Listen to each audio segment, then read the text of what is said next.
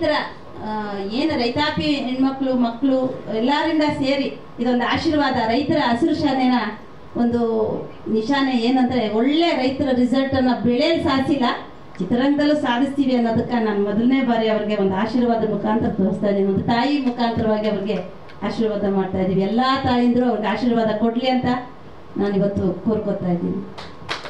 ಒಂದು ಆಶೀರ್ವಾದ ಮಾಡಿ.